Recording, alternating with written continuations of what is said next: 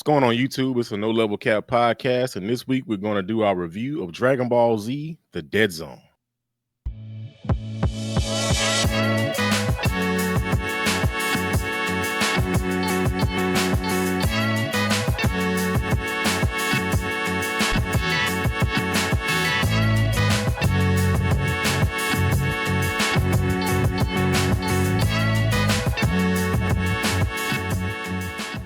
Yo, what's good, people? Welcome back to the No Level Cap podcast with all your friendly neighborhood black nerds, where we cover all the anime, all the gaming, all the nerd culture, zero of the BS. Back with a new episode every Monday morning. I am your host, Sage Ashford. These are my co-hosts, Devin Butts, Rajhkeem Beck, Terance Flowers. Like Devin said, this week we're reviewing the 1989 film Dragon Ball Z: The Dead Zone, released on July 15th, 1989. The Dead Zone was directed by Daisuke Nishio, and it came to America actually much later. It came to America in like 1997, so almost a decade later. Man, I just want to just jump right into it because wow, I this did not line up with what I expected this movie to be. I don't know what I remembered it to be. I think I just it's been so long since I saw it. I think I was remembering more of like the later films because I looked at the second movie, which is like the world's strongest, and that one's like much longer. Like it lands in like the hour plus range, and I was like, oh, okay, cool. This one was 41 minutes with intro and outro. 41 minutes. Yep. So let's just go ahead and dive into it. Devin, what you think of Dead Zone, man? I'm kind of like you say. It's been a long time since I've seen Dead Zone, so I was kind of like okay, I don't know where to think again because I think out of the movies, I think World's Strongest is probably one of my favorite DBZ films. So this one was like cool, but I was like, I'm gonna go back into it kind of with fresh eyes. The runtime, I'm like, man, 41 minutes. I felt like I just watched like an episode of Dragon Ball. Like it wasn't even right. Like this was super fast. It felt faster than 41 minutes. I mean, it starts off just Piccolo out there hollering, and then you get, like this is a weird way to start. Weird way to start the movie. But I mean, it's just Dragon Ball, classic Dragon Ball Z stuff. Some villain. Everybody's looking for immortal life. Everybody's looking for the Dragon Ball. So this is just no different. You got Garlic Jr. He just following in the footsteps of his father. He's mad because his father got banished. I'm like, but I mean, for good reason. Yeah, his dad was a bum. So yeah, so it's like he's come back to enact revenge, and he wants to get, of course, immortal life like everybody. Frieza wanted immortal life. It's like everybody trying to be immortal. I'm like, then he's talking about I'm gonna destroy the planet. I'm like, what? Well, I guess you could go somewhere else, but so they're from the demon realm, right? Because I guess technically they be from the place in Daima, right? Like the legit demon world, right? Because they got the pointed ears. Well, now that has been retcon, I guess. Yeah, that's more of a retcon. But yeah, I mean, technically you're right. Because but I'm like, if you destroyed the Earth, ain't that part of? I don't know. I'm like, every time I hear a villain, I'm like, bro, what you gonna be at, bro? What you gonna do when it's all gone? What you gonna do, bro? You just gonna sit there looking with my stuff? Like with Kid Buu was like, okay, he's just this like insanely strong creation. He just blown up planets. He can teleport. He can breathe in space. So it's like, hey, bro, it's up. I will say I do like the OG Dragon Ball Z animation. There's just something like raw about it. There was it was kind of early on Dragon Ball Z animation because there was like a change, like maybe I'd say like Cell Saga, maybe Buu Saga. It kind of got a little crisper, but there's still just something about that animation. I do really enjoy Diamond's animation because it was like a melding of like a modern style with the older style. Yeah. I didn't like Super. Like this is watching the movie made me realize I did not really like Super's animation, like the glossy, they kind of look like toys.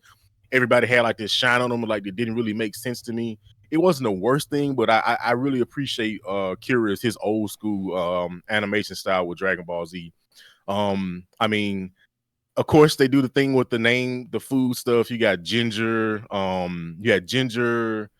Nikki, and well, that's when they did their transformations with Tutti Frutti, gingerbread, and cheese. I'm like, Okay, I see. It's funny because I watched this in Japanese because it was my first time watching it in Japanese, and yeah, seeing the name differences is just hilarious. Yeah. When that one dude just yelled out cheese like I was supposed to be scared, I was like, yeah. okay. I was like, all right. I'm like, okay. Cheese. I'm like, all right. I did have pizza today. That's how cheese make you feel after you eat pizza sometimes. You know, I guess if you lactose intolerant now, you had the super Cyberman. He was like gingerbread because that's all he was. He was just a super Cyberman. Like he just looked like a evolved version of a Cyberman. I mean, these guys, they got straight to the point. They got whooped up on. They thought they had done something jumping on Piccolo, and Piccolo's, I got something for you. I got something for y'all. He came back in or formed a little bit like I'm about to whoop on you. Them you dudes had one plan, just the one. Jump 3 on 1. Yep. Not 1 on 1, not 2 on 1. Yep. 3 on 1. Otherwise, it was up for him. I was when they hit Goku with the little wrestling move. I'm like, it's like a wrestling move, like tag team, like triple threat. It's like 3 on 1, bro. Like, hold on. And then Goku was like, nah, none of that. He reversed it. I'm like, okay, I mean, it's Goku, so come on now. Like, those guys, I mean, I feel like they tried to make them kind of intimidating. They look like, Dragon Ball Z's one of its mainstay power-ups is get swole, get big. You know, they all screamed out their special passwords and they got swole and still got whooped on. So I'm like, as we've seen in Dragon Ball before, getting swole usually just gets you whooped, as Trunks showed us when he fought Cell. Hey, you got the power to beat me, buddy, but you're too slow. Take these hands. So yeah, those guys got whooped on. While after the wish had been made for Garlic to become immortal. Also, I think I've talked about this before. I'm like, all right, Shinron, at some point, man, you got to be like, you got to know who's good and who ain't. I feel like you ought to have some knowledge of, hey, bro, I'm not giving you immortal life. Like, I get it. Shinron didn't care. He did not. He showed it because I wanted more life. He was like, you would think he'd ask, like, what you want this for? What you doing? He's like, your wish. It's like, bro, ask a question or something. They gave Shinron a personality later. Like in Dragon Ball that's Super. when they put in a little something extra. Oh, yeah, a little something extra. Yeah. And then in Diamond, when it was like, I thought I got multiple wishes. I don't know you like I don't know you all like that. Yeah. I wish you'd had a personality back then, because it's like, bro, you could look at these guys, tell they up to no good, bro, and you just gonna give this guy immortal life. Like, all right, bro. He gave King Piccolo the eternal youth or whatever. Oh, he did do that. Yeah. After the wish had been made and they started to fight. Also, let me backtrack. I don't think I remember Gohan eating a Jack Daniels apple. I forgot about that. I was like, huh. I remember that sequence. I didn't realize what it was until I saw it this time, and I didn't like how they phrased it. Don't eat that, kid. It'll make you silly. I said, all right, man. It'll make you weird. Make you weird. I mean, I guess they couldn't. I can't say make you drunks, but because I mean, you obviously know what's going on, and boy, Gohan had a trip, boy. In the Japanese dub, they said it makes kids inebriated, so they just straight up just. Oh, so they just told you. That's funny. Gohan went on his little trip. It's funny. It's like I guess one of the lessons to learn here is not to make Gohan drunk and then mess with his father, because you're gonna get put into a dead zone and you're gonna stay there for eternity. Because it's like he's like, I knew this child was strong. Yeah, you knew he was strong. Now he's gonna put you in this hole. Like, he's like, well, you can't get rid of me. That was funny when Garlic was getting put into the dead zone. He's like, well, I have eternal, but what does eternal life matter if you're stuck in that bitch now? That's what I'm saying. Like, what you just gonna be in a, like I said, looking at nothing? Like, what are you gonna do? I always felt like that was a drawback of eternal life is like, exactly. What if you get eternal life, but you're still weaker than the strongest person out there? Like, you're just going to get your ass whooped repeatedly, and you're not going to be able to die from it. Didn't I say that, King? While we was watching, I was like, that was always the weakness to this plan. Like, now you just somebody's eternal bitch. Like, you don't want that. I mean, I guess you got time to lift weights, huh? I mean, you know what? It made the most sense for Frieza and Vegeta. Because like with Vegeta, his plan was like, all right, even if you try to kill me, I'll just come back and I'll be stronger than the last time. Exactly. Eventually, I'll just be stronger than you. Yeah, like if you get the Zenkai boost, then like it makes sense then. Which I mean, that becomes irrelevant over time, the whole boost stuff. But Yeah, with Frieza and Vegeta, it makes sense because Frieza at the time, you could argue that he was the strongest person in the galaxy at that point. So yeah. Yeah, but it just, I don't know, man. I just feel like this movie also was very reminiscent to like the beginning of Saiyan Saga with Piccolo and Goku teaming up. It was very reminiscent of them fighting Raditz when they was fighting Garlic at the end. Of course, Piccolo's kind of he was kind of the original Vegeta in a way. I gotta fight you, Kakarot. I'm gonna beat you, so he was the same thing in this movie. And it's like, bro, like let's focus on the enemy at hand, bro. Stop trying to run hands with me and let's focus on who we got in front of us right now. And as soon as they defeat him, I guess. Yeah. And it's like as soon as he's done, like, just wait, Goku. I'm like, all right, bro, come on, bro. Like, let's stop running the fade. So it did remind me of like the beginning of Dragon Ball Z. That part was hilarious when Kami showed up and he was getting pieced up by Garlic. I'm saying, man, Kami was getting worked on that wall. I was like, bro, Kami, fight back, please. No, he had enough to aura farm for a little bit, and then he got beat to sleep again. Turned gold for no reason. Garlic Jr. Didn't even get to that giant form. He was like, I don't need that. Come here. He aura farmed for a bit, got beat to sleep, and then he was like, I only got one card left, man. The Android 16 card, man. Come here, let me give you.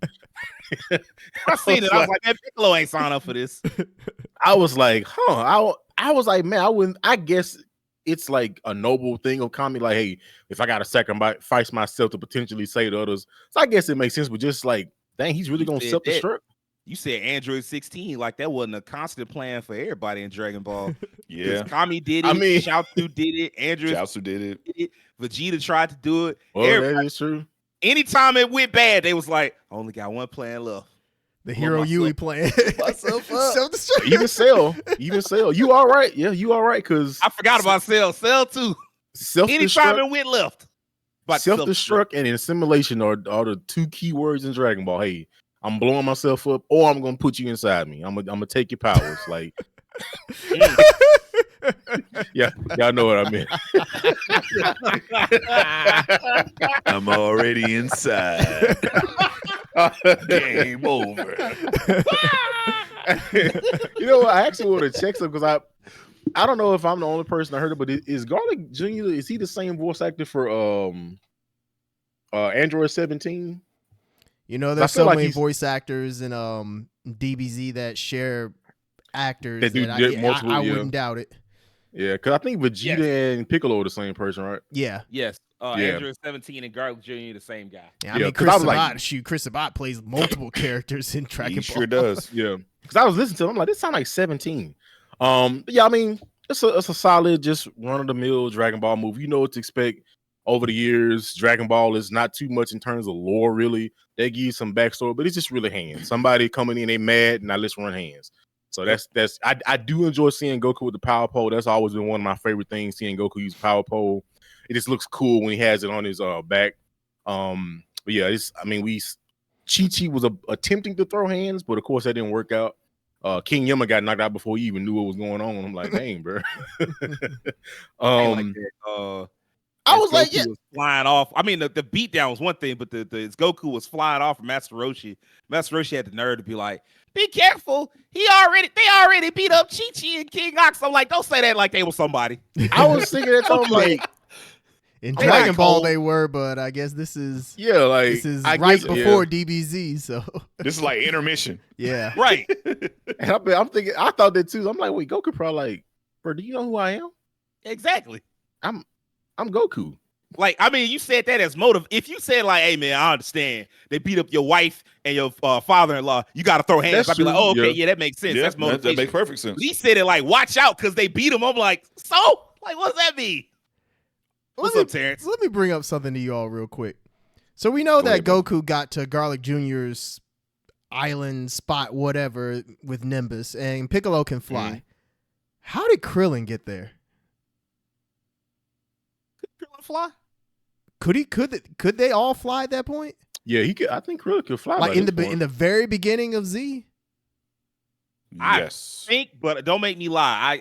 They may not be able to fly yet. Okay, because they were able to fly during the Saiyans, like right before the Saiyans came up, right? I have to go back and look. I don't know. I feel like, yeah, at that point everybody could fly, but I feel like right at the beginning of Z, because it's right after Dragon Ball, not everybody could fly. Because heck, even Goku couldn't fly, right? Because he was still using Nimbus, wasn't he? At the end of Dragon Ball, he definitely when he was on Snake Way the first time through, he just ran on that bitch. He ain't fly. You're right. And then when he came, on the way back, he flew. He was so strong now he can fly on his own. Yeah. That is what I'd have to go back. I guess I have to go back and watch like those episodes to figure out when everybody could actually fly. Yeah, I never like, even as a kid, I was like, okay, when did everybody get flight? Because between Dragon Ball and Dragon Ball Z, obviously they didn't all have except Tien, because he was from a school that they specifically taught flight. So a part of me was like, did he just teach them how to do this when they became friends, or what? Like, I was very confused by that. Maybe they saw him do it and was like, hey man, I don't know what our master was talking about, but I'm finna learn how to fly. Because Master Roshi did not want to learn how to fly. He was like, turtles ain't got no business flying. And I'm sure the rest of them heard that was like, I don't know what the fuck you on, but I'm about to learn this shit. I'm sure if they didn't learn how to fly, like they'd be at a huge disadvantage later on in the series. I may jump really high, but that wasn't good. Man, get that Golden Age Superman shit the fuck out of here. He can leap tall buildings in a single old nigga, fly, get in the air. I'm pretty sure Goku had to get his license. Logic on not flying is like, well, Goku, if I learn to fly, I'll be too far away from the honeys. Oh, my God. Oh, no. No, man, you live on an island by yourself. You will get to the honey. He was really serious about, like, his martial arts style versus the crane style. And he was like, nah, turtles have no business flying. So I remember seeing that quote somewhere, and I was like, you know how stupid you sound saying that? I mean, there was a rival school, and their flight was based off martial arts to a degree. So I guess I could see that perspective, especially like how much they hated each other. They really hated each other. They really did not fuck with each other. He's a purist, I guess. He's like, I'm keeping this pure. Ain't no flying with me. Ain't no flying. That's why it took you 80 years to master move that Goku learned in one day. When Goku destroyed the car with the Kamehameha, he was like, it took me years to get that down. It was sad too, because Master Roshi was supposed to be a genius. I mean, yeah. I mean, engine projection in itself is an incredible martial art. I guess he was like that one character in Hunter x Hunter in the Heaven's Arena. The one kid that was like, yeah, you know, you're once in a decade genius, but those kids, they like once in a lifetime type geniuses. So he just ran into like a greater genius, I guess. Okay. But yeah, I mean, it was nice rewatching a Dragon Ball Z movie, because I mean, I'm sure all of us on this podcast have fond childhood memories of just watching these films. Tree of Might, Dead Zone, because I mean that was at the peak of Dragon Ball, and again, like I said, not too much in terms of lore. You just want to see people throw hands. Some bad guy gonna come down. He got some agenda. Eternal Life, Tree of Might, all the same thing. Even the World's Strongest, technically, because he was like kind of immortalized in that robot form. He was like, I just be a brain inside of a robot. So yeah, same thing, just hands. A lot of screaming. That last part, I was like, man, the voice recording sessions got to be wild, man, because it's just, if you take a step back and look at what's being said, there's nothing but just like, man. Because I remember hearing what's the voice actor for Goku? He like Sean pass Shimmer. out. Sean, did he pass out once? Like, For, I think doing Super Saiyan 3. Yeah. I was like, bruh, I believe it.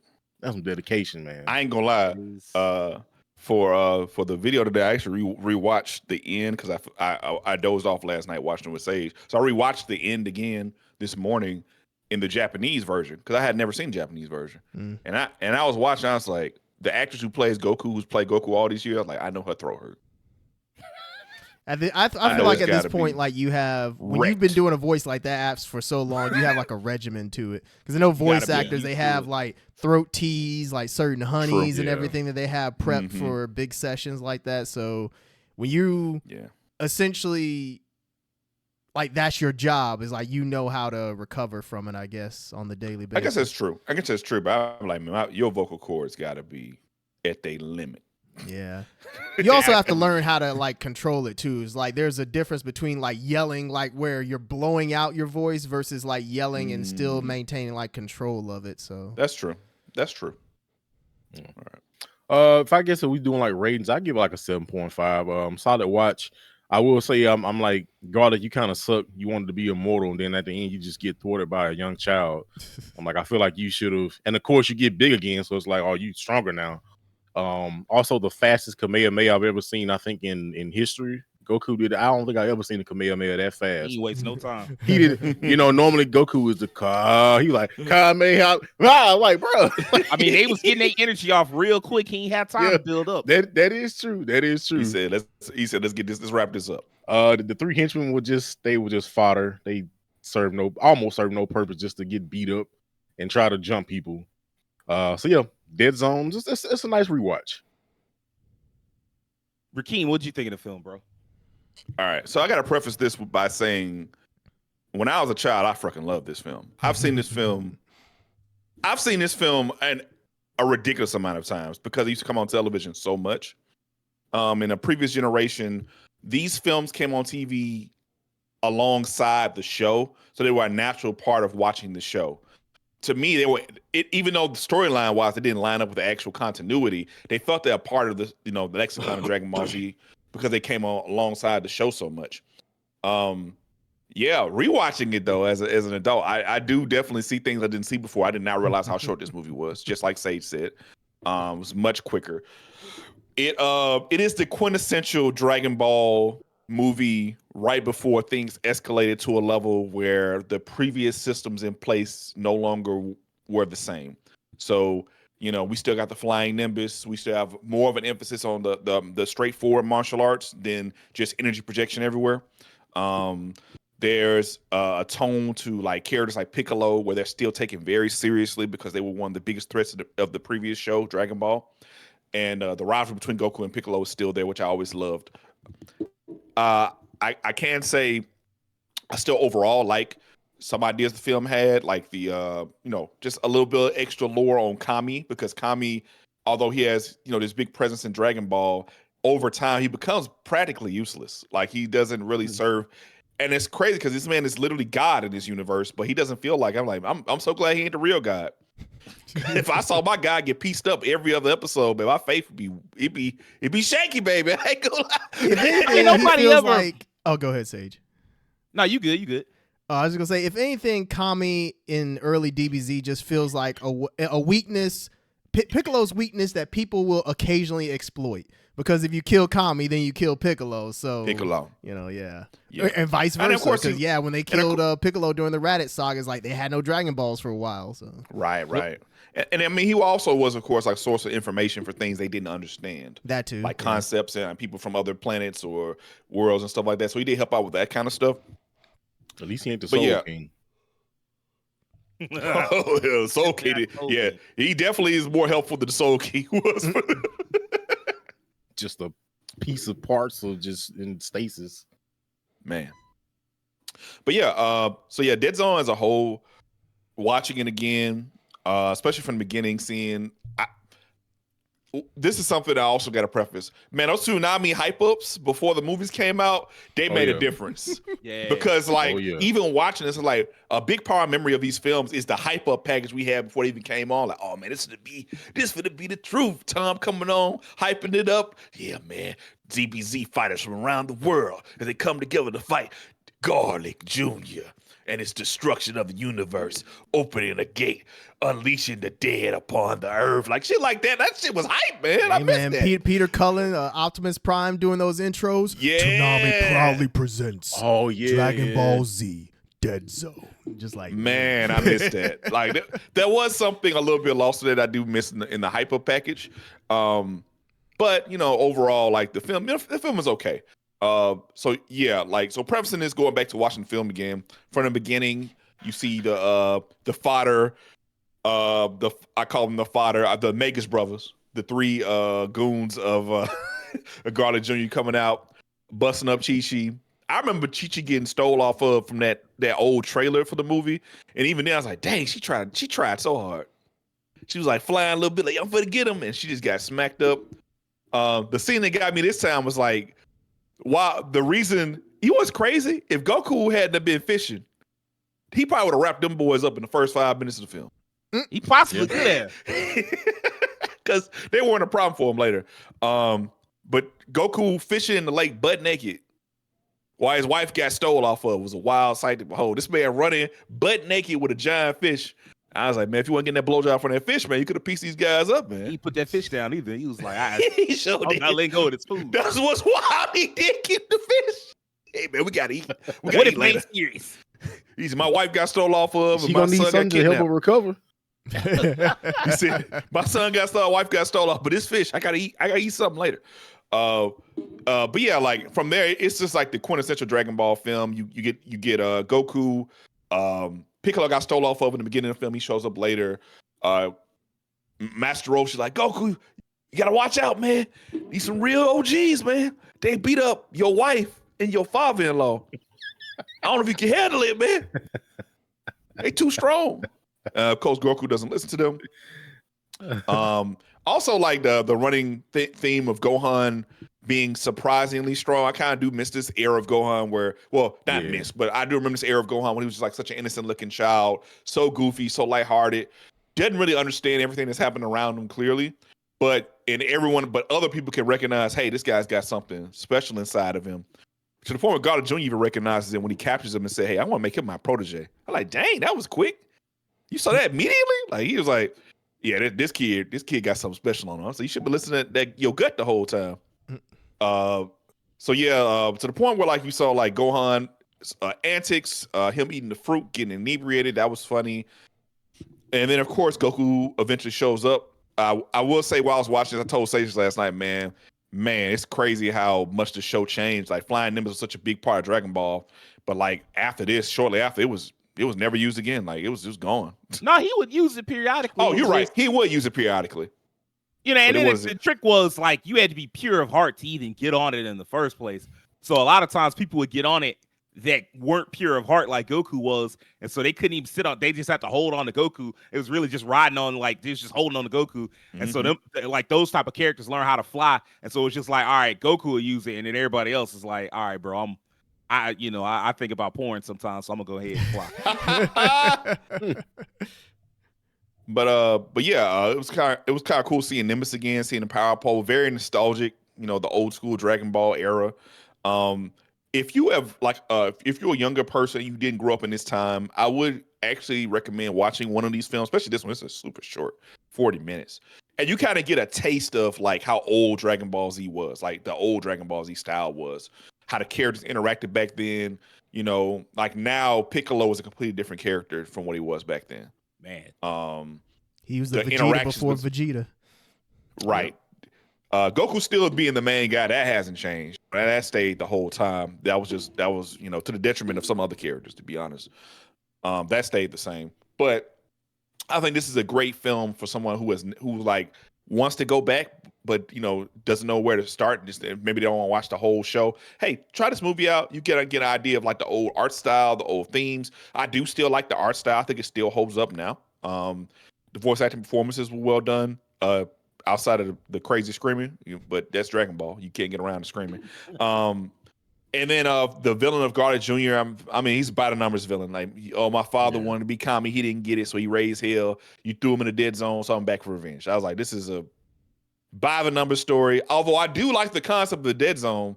And there clearly was meat still on there because they brought it back later in the anime. Now, was it a great couple episodes? That's up to interpretation. All I know is I hated it because they kept showing it to me, and I just wanted to get to the Android side. Yeah, but that was clearly meat left on the bones, and I believe that because this film, the concept was really cool. Like, hey, this dude's like, I didn't even know that Kami had like multiple people who could be Kami. Like, you could get elected for this. Like, I didn't notice how they worked. That's kind of cool. Sound more like the Sorcerer Supreme role or some shit. That's it's kind of like that. It is kind of like that. I did see that some people argue whether or not this is like canon, so whether or not that actually matters is up for debate. Yeah, but it's one of the best parts of Dragon Ball to me has been when fans and people have different interpretations of the lore and try different stuff to expand the lore. That's why we have so many fan manga, fan videos, and they do different things with it. Dragon Ball has become one of those IPs where people love making their own stories in the universe because they love the universe so much.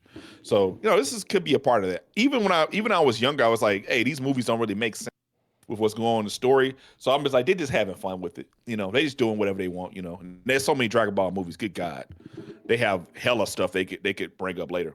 But yeah, so overall, not to be long, the film is decent. It's not gonna, you know, it doesn't have crazy storytelling. That's not Dragon Ball's thing. We here to throw hands. This is I want to see somebody throw hands movie, and there's plenty of hands thrown and thrown well.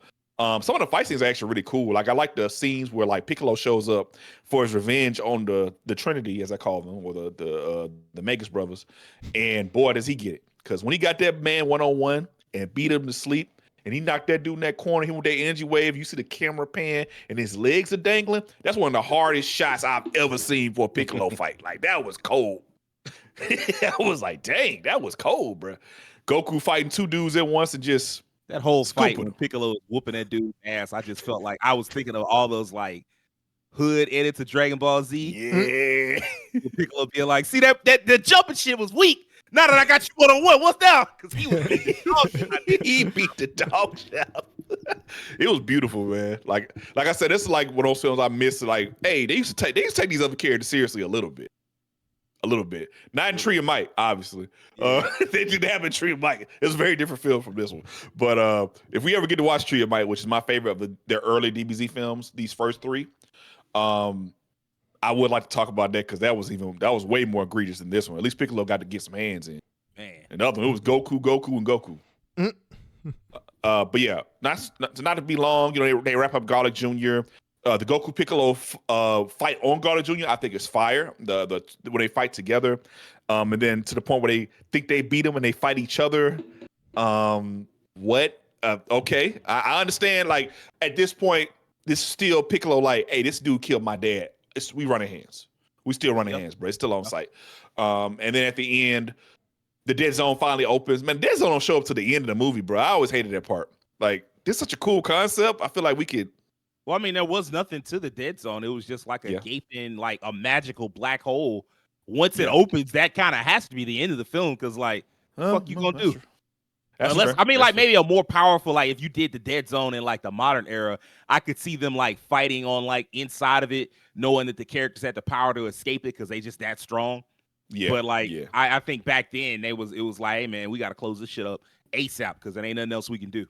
Yeah, it's essentially like that dimension from Superman, right? What's it called? The like Phantom Zone. It's basically the Phantom Zone. Yeah. Even at the end, you saw God Jr. hitting the glass like the Phantom Zone. People, it was just that was like a reference to the Phantom Zone. Yeah. So they wrap him up. And that's the end of the film. Yeah. Overall, this is a very basic movie. It feels like a TV movie, just like a general film in the universe to maybe not expand on it. Expands on the universe a little bit with the lore, not much, but maybe get you more ingrained into these early DBZ characters: Piccolo, Goku, Gohan, Krillin. Get to know who they are if you aren't familiar with them and how their relationships coincide with each other and how they work together or fight against each other. I think it's fine for what it is, but I don't think it's anything amazing. I'll give the film about a 6.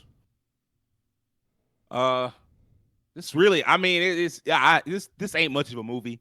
Yeah. I was surprised. I looked at it when they said 41 minutes. I said, ain't no way. Because my brain remembered it differently.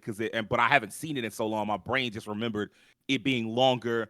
And even segments of the film, I remember being longer. Like the part where Gohan gets drunk and runs around. I remember that being longer. I thought that was like a 5-6 minute scene. It was really like a minute and a half. And it was like, all right, he drunk. And then that's it. And they moved on.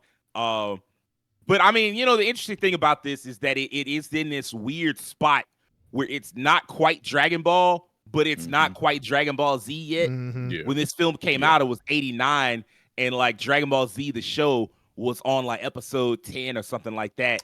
And even that, probably like you figure the movie had been in production long before that. So it probably had only seen Dragon Ball and what it could get of from the manga. So it was like, hey man, we just working with that. And as a result, you see like a lot less Dragon Ball Z-isms. There's not as much speed lines. There's some, but it's not as much speed lines. It's like more traditional martial arts. They was literally just in there throwing hands for the most part. I refuse to really score this because it's just it feels so so much from the childhood, and it's not really near and dear to me anymore because Dragon Ball, I kind of separated from it. I do find it fascinating that all the movies pretty much have always added more world building than Toriyama really felt like doing. Yep. Like Toriyama would always just be straight to the point. And I'm not saying that as criticism. That was just how he told his stories. He was always straight to the point, like, okay, this character showed up, they doing this is going on, they got to fight this guy, that's it. And then like the movies would always fill in the blanks and show you like a much more expanded world, and the filler would do the same thing. So like the idea of like Kami being a role that was filled by multiple people, I think early Dragon Ball Z talked about that, but not in depth. And this is the first time you got to see like, okay, one of the candidates to become Kami at the same time as Piccolo or Kami, one of the same candidates to become God at the same time as Kami was like Garlic Jr.'s dad, Garlic Sr. or whatever. It's like, really? Like, he looked evil. Like, how did he even become a candidate in the first place? Like, he was on some bullshit from jump. Like, what did you think was going to happen? That's why he didn't win. That is indeed why he didn't win. You know, y'all have talked about the fight scenes. I won't go into super detail. I do find it funny that towards the back half of the film, they tried to fight, like Goku and Piccolo teamed up to fight Garlic in the same way that they teamed up to fight Raditz. But like this time, they was like, all right, we tried, it didn't work. And they took off the weighted clothing, was like, let's try a little harder. And that time it worked. I'm like, what? Like, that's all it took. Like, all you had to do is like, let's try harder. Like, and I mean, I'm enough of a nerd to remember that when they took their weighted clothing off, their power levels would go up higher. So like, okay, they did get a little stronger, but really it was just like, let's put a little more effort in. And then that was just all it took to put Garlic to sleep. Some extra. Yeah, just a little something extra. And then that was enough for Garlic to not only be like, hey man, fuck this. I'm just going to like not only lose, but just decide, fuck this. I'm opening up the dead zone. I'm mad. Like, yeah, that's all. Like, you could, like, you immortal. Like, technically, you could just keep fighting until they get tired. Like, I don't know why you just gave up so quick. It was weird. And, like, even the Gohan part, like, they was kind of drawn on. And I assume by the time the movie even was in production, the Saiyan saga and the manga was probably finished. So they probably read and knew, like, okay, Gohan's going to have certain special powers and be stronger than his dad and stuff like that. And so it was cool to see him take out Garlic, even though he really didn't do nothing but piss on Krillin's head for some reason. That was so out of pocket. I was like, no wonder definitely out of pocket. They definitely weren't friends yet. I can tell you that. It's funny how Krillin showed up as if he was like, hey, he's like, I'm here, guys. I'm like, it's not really the person I want to be like, hey, bro. I mean, he did have to struggle with this. So that's, you know, but Krillin could fight back then, though. Yeah. So it's kind of weird how badly they played him off. Like, he could fight at the time. Like, he was still what I think Tien's power level at the time was like 250, and Krillin's power level at the time was like 206, which is about half of what Goku could do, but still, like, I mean, like, that's something. It's better than nothing. And you would think he would have been able, like, they could have easily broke that down into a series of 1v1 fights, but I mean, you know, they was already on the road to like, we gonna let Goku do it all. They did miss that opportunity. Even if Krillin had lost, it'd be like, okay, 1-on-1, and then you got to help Krillin or something like that. But yeah, they missed that opportunity. I thought I remember Krillin fighting, but I was clearly wrong on that. This was one of the things that started my breakaway from Dragon Ball Z. Because when I was a kid, I was like a super Dragon Ball Z fan. But like watching stuff like this, where it was like every time the humans or the other characters could do something, they were rendered useless. So Goku could do it all. It's like, yep, I don't need this. Like, why am I watching this? Like, why even have other characters that can quote unquote fight if they can't help? Like, what's the point? And it's one thing when it's like Chi-Chi. He watched Gohan. No, he didn't. He let Gohan get knocked the fuck out and covered in all that rock. I remember that shit. And Goku told that nigga to escape like 4 or 5 times. He was like, get out of here and take my son. And every time Krillin would be like, all right, I'm finna watch the rest of this fight and see Goku save the day. Like, no, bro. What part of get out of here, Krillin, did you not get? But your hands, they so smooth. Then eventually, like the fight, the castle started falling apart. He got separated. The rocks fell on him. The rocks crushed Gohan. To which I'm like, dang, if he wasn't half saying, this kid would have been fucking dead. But I mean, fortunately, he was. So he was, you know, made of some durable ass material. So he just got back up. And when he got up, he was mad. Like, hey man, y'all messed my nap up. and then just, energy blasted Garlic Jr. into the goddamn dead zone. Which, I mean, that the cool part about that, even though I don't like that bit of filler, the Garlic Jr. saga, I did like how that gave Gohan like its own arch nemesis. Because Garlic was not mad. Like when he got out of the dead zone, he was not mad at Goku. He did not give a damn about Goku. He was like, I'm running hands with Gohan. Gohan was the person that caused this, so I got to run hands with him.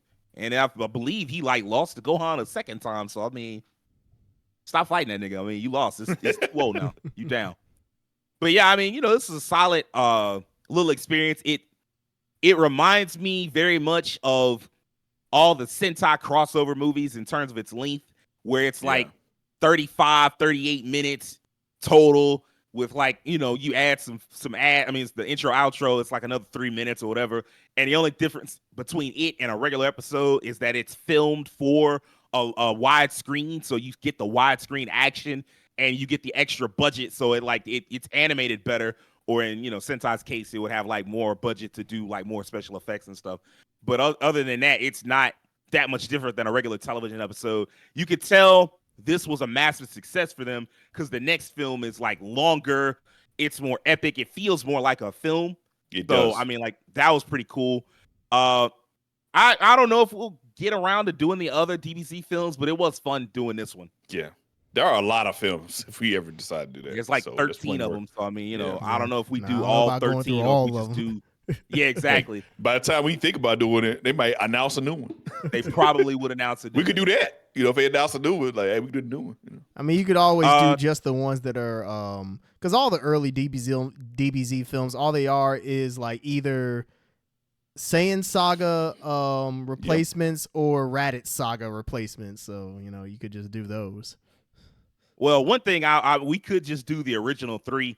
If you're younger and you weren't around for this era, Cartoon Network showed the original 3 Dragon Ball Z movies forever, for 4 or 5 years straight.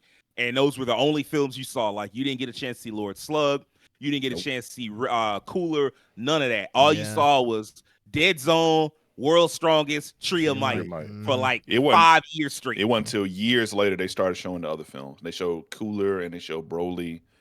I don't know if I ever saw the Janemba movie on Cartoon Network. But Janemba was on there like once or maybe twice. I do remember Janemba. They did show that on because I do remember like the promo leading up to it, how they showed Gogeta kind of just looking like, yeah, I'm ready. What I can tell you for sure is that I was in 5th grade when Dragon Ball Z came to Toonami. And I think I was in 9th or 10th grade when they finally started airing some other movies that weren't from those first 3 because they were like, hey, we're going to get our money's worth out of these 3. When I tell you, I've seen this movie we talking about today so many times, bro. They showed it. It was like the show. It pretty much was like the show to me. Yeah. Because I watched it so very much. It felt like a part of the show because they would air it at the same time. I remember that was the first time I ever tried to fight with continuity and try to figure it out. I was like, how does this fit? Like Goku and Vegeta, Goku and Piccolo, they never worked together. And then they worked together here. And then the one where they showed Goku with Kaioken on Earth, but he didn't have Super Saiyan with Tree of Might. I said, okay, this all right, okay. This is not canon.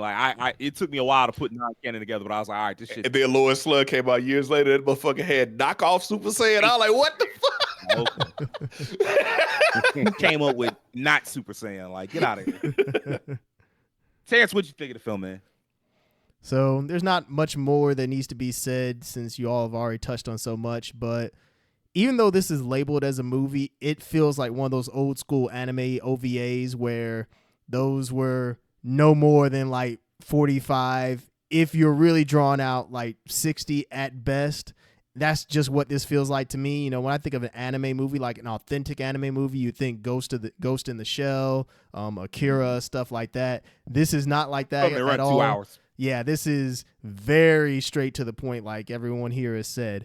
Sage said this, and it doesn't predate the series, but it kind of does in a sense in terms of plot-wise where it's going and compared to where the series goes with the Raditz saga, then the Saiyan saga, and etc. from there. Whereas this just feels like we finished Dragon Ball.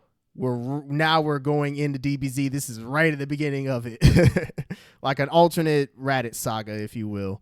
And yeah, if you grew up in the 90s or like late 80s and you watched this on Toonami, you probably have fond memories of this since, they showed DBZ all the time, and that was all the hype. That was the king of anime back then, was DBZ. That was a lot of people's gateway. So much like you all, I do remember seeing it.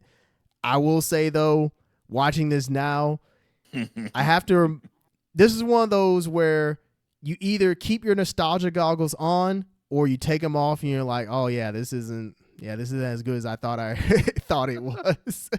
I mean, which, if I have to be honest with myself, if I take the nostalgia goggles off, this movie isn't really anything all that special. Like, I remember more going on than what actually happened. Like, I thought I remember Krillin being way more involved. That wasn't the case. I thought the fight scenes here were longer. That wasn't the case. I thought while there was a lot of martial arts here, there wasn't quite as much as I thought. I remember there being more like weapon or like sequences with the power pole. And so when that sequence actually came up, though it still looks very cool and is very well animated and choreographed to this day, that's like the only scene like that in the movie. I just thought that there was more of it. So for whatever reason, kid me thought that there was way more going on with this movie at the time, and adult me rewatching it realizes, oh, there's not as much going on as what I remembered. So it's not a bad movie by any means, especially if you keep the context of when it came out in mind, but it's very bare bones. Like, you have a very straightforward plot with Garlic Jr. essentially showing up for revenge, him kidnapping Gohan only because he had the Dragon Ball on his head, which, I'm not going to lie, I can't remember what was the reason in Dragon Ball that they decided to put the ball on the hat and just put it on Gohan. Like, you would think that would make him a big target. Why would you do that? I remember that Grandpa Gohan had a Dragon Ball, and Goku always wanted that Dragon Ball. But that it should have been enough to just keep that at the house, not just give it to Gohan as a hat.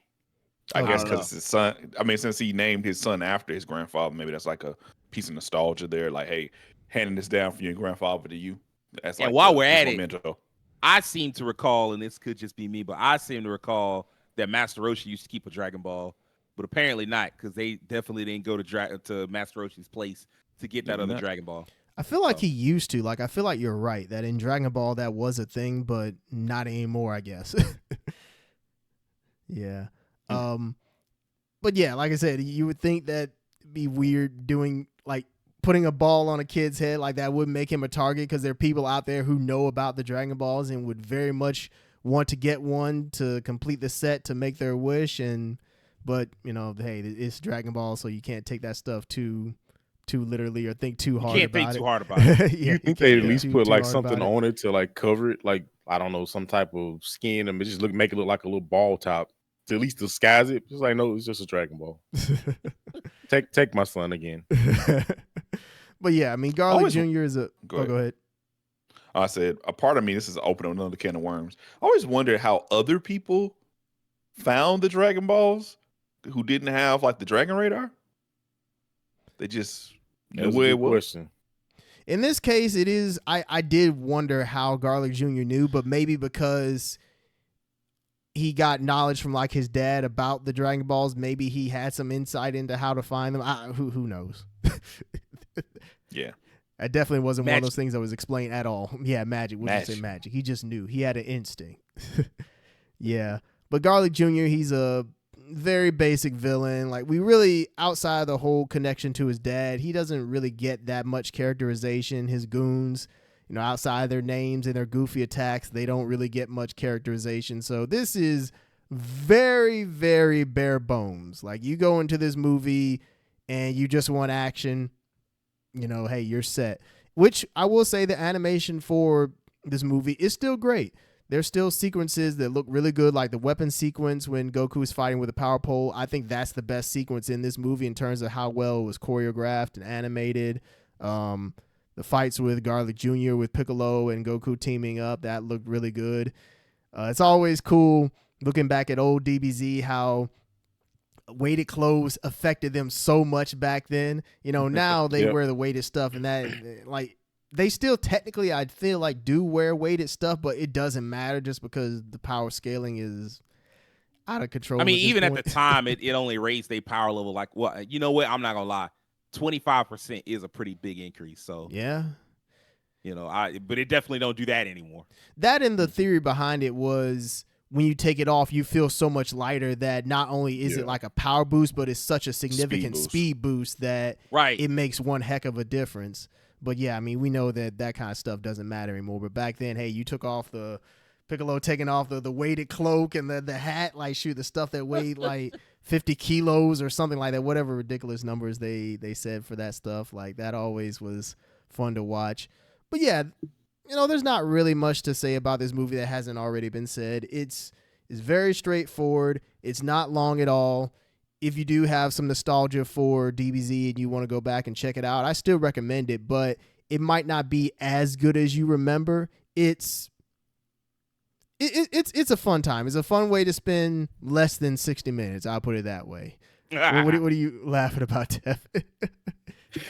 I just put 2 and 2 together. We just talk about the weighted clothing. The amount of times Piccolo been sitting, his cape has been flowing in the wind. That makes no sense if those things are that heavy. Because it's the cape isn't weighted, I don't think. I think it's the shoulder pads. The shoulder pad thing. Oh, okay. I think. Don't make me lie. Like I think it's just the shoulder. You might be right because Goku. What did he have? Turban too, I believe. And the turban, yeah, the turban, yeah. Boots. Okay. Goku, okay. yeah, it's just the and boots. then like he used to have like the overshirt and then like the he did. And the ankle. You're right. And the wrist wraps. Yeah. Yeah, because he took all all that off. I just remember seeing like Goku's shirt like kind of blowing the wind. And it was like, well, if this that heavy, it shouldn't even be moving. Well, that may make sense if the cape is not that heavy.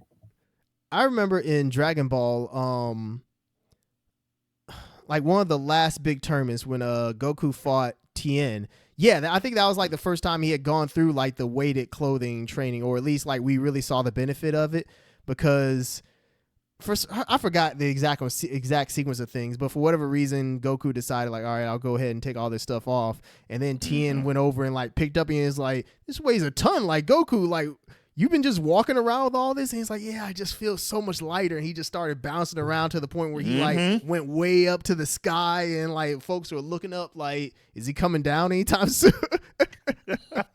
It's just funny how how that kind of stuff was treated. Just the difference in the way Dragon Ball Z was when it first came out versus how it was toward the series end, and looking at Super, it's way different. But I digress. This is a fun time, but if you take off the nostalgia goggles, it's an okay movie. I feel like the other movies are better. Who knows? May watch those and might be the same thing where it's like, oh yeah, this is way better than I remembered, and then you watch it, it's like, oh, it's not quite as good.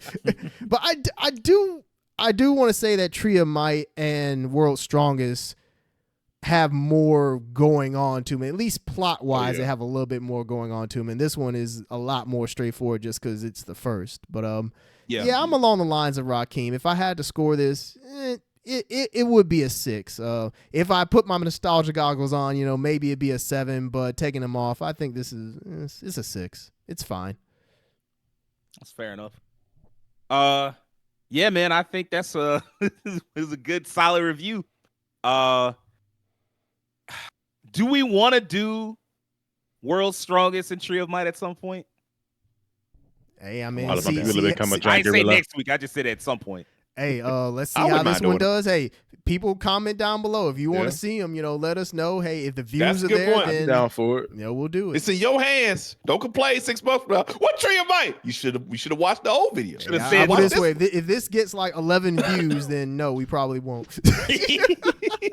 That's a good point. That's a great point. We have become a giant gorilla. Hey man, we should probably could we watch him in UK dub?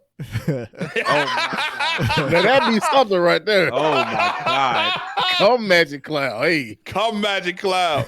I ain't got time. I want the magic stick. I might actually do that. Go back and watch the UK. Hey y'all. Hey, let me know if you haven't seen them. Do yourself a favor and look up the Dragon Ball UK dub. It's fantastic. Let's go wrap this week up. If you're new to us and like this episode, I need you to do me a few favors. I need you to hit the like button. I need you to subscribe to us. Tell your friends all about us and do me a personal favor. Have an excellent week. Peace.